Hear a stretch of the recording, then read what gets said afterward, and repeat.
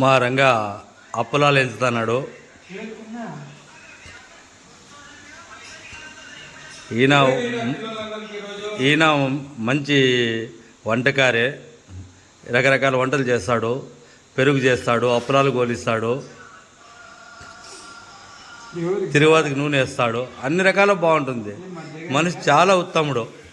చూడండి ఎంత బాగా గోలిస్తున్నాడో. ఆడలు కూడా ఏమి పనికిరారు.